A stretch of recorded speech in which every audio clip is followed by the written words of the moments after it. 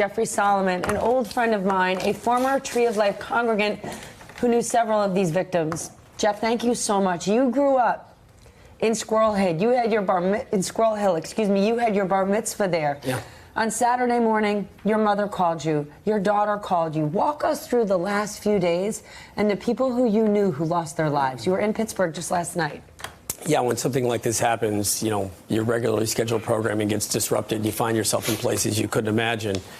Certainly when I was having my coffee on Saturday morning, I couldn't have imagined that, you know, last night I would be in the city of Pittsburgh at a wonderful interfaith vigil celebrating the lives of these wonderful people. And, you know, this is disruptive at the core. When somebody comes into your home and commits an unspeakable act and takes the lives of those you know and those family members who you know, it's hard to process. Yeah. And so, you know, I think I will say on the flip side, though, the outpouring of love and affection from all corners of the globe to all of us, myself and my family and everyone from Pittsburgh. You know, Pittsburgh is a special place. A lot of us live in what I call the Pittsburgh diaspora, just like we Jews live in the diaspora, right? And because, you know, but we carry with us this tremendous sense of civic pride and responsibility. We celebrate together, we mourn together, we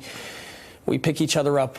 And last night, being at the vigil, it was very special listening to the leaders of our city. And the leaders of all faiths, people of all colors and religions getting together to condemn this and to celebrate the lives of those that were lost. It was very touching. So in a moment like this, we mourn, but I choose to look at the joy and the amazing outpouring of support. And I know in my heart that this singular act cannot overcome the amount of good that the world can do. Well, thank goodness for perspectives on life like yours. Tell us about the two brothers, Cecil and David Rosenthal. You've known them for a long time. I mean, if you had to describe good, you would see this picture. They were in shul every Saturday. Cecil would be at the back of the shul. He would be the one to hand you a prayer book and tell you what page to go to. Even if you hadn't seen them in years, I didn't see them all the time anymore. But you know, he would just pick up on conversations we'd been having from years before. We share family. His father and my Aunt Mickey are brother and sister, so we all have the same first cousins, and so we would share our stories about them. That's my relationship with Cecil and David. You have to understand, Cecil and David had a relationship with everybody in Squirrel Hill. That's what people keep telling us. It is remarkable. They were unofficial ambassadors. You know, we talk today about inclusion and special needs, and we now know what that means. I just want to tell you that when we grew up, Cecil and David were different, but they were part of the community. Yeah. And that's who we are in Squirrel Hill. You know, Squirrel Hill is a massively inclusive community where you see this mixture of people who've been there for generations with people who just got to this country.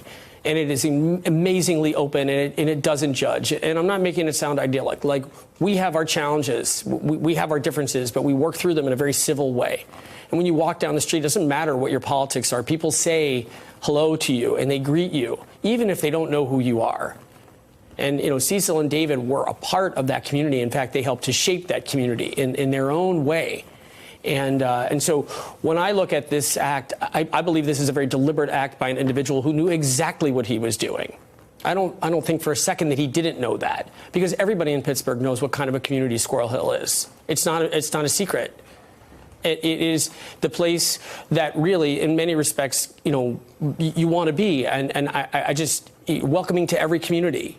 And so, you know, it hurts, you know, and it's hard not to take it personal. But at the same time, I think it represents communities all over the city and all over the country and all over the world that are like Squirrel Hill. And so when Andrea Mitchell says we have it within ourselves, this is what Squirrel Hill represents. Then how does Squirrel Hill move on from this? You talk about last night's extraordinary vigil. You talk about a community coming together. And whether you're talking about Cecil and David, who lost their life, or Rose Mallinger, who was the oldest victim, who you've described as synagogue royalty, what do people do next? Because this heinous act of hate and violence did take place in your spiritual home. So if you're Jewish, you know all the names of the places where these things have happened. You're taught that it can happen to you at any time, and you'd like to think that that's in the annals of history, but you know it's always around. It's not. We learned that 2 days ago. So our synagogue, our shul, our community joins the list of other communities that have faced similar acts of violence throughout the ages, not just in this country. But I choose to think about it differently, and I think the people of Pittsburgh and the people in Squirrel Hill and the people of the Tree of Life will ultimately choose to think it differently when we're done mourning. And that is that what this community has done for us, it has taught us what good is. And then we go off in the world and we do good because that's what we're taught, because that's what we know. And so, when people have asked me, what can I do to help? My response is to honor the memories of those by doing acts of tikkun olam, which in Hebrew means repair the world. This is what we've been taught since we were young, and we go off and we do it every day, just the same way we breathe and we drink and we eat, because it's what's supposed to happen.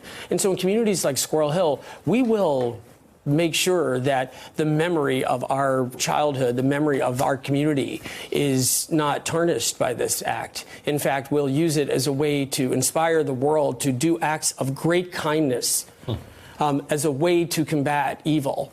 And that's what I would say. That's the only thing we can do. And in the weeks to come, we will mourn the loss of the individuals, but we will not lose that perspective. I don't know if it's the only thing you can do, but it's the best thing you can do. Yeah. That's strong, right? To be able to, 2 days after a shooting in your hometown, in your synagogue, be able to look at the world that way. And if people did that, we're going to be in a better world. Hey, MSNBC fans, thanks for checking out our YouTube channel. Subscribe by clicking on that button down there and click on any of the videos here to watch the latest interviews and highlights. You can get more MSNBC for free every day with our newsletters. Just visit msnbc.com/newsletters to sign up now.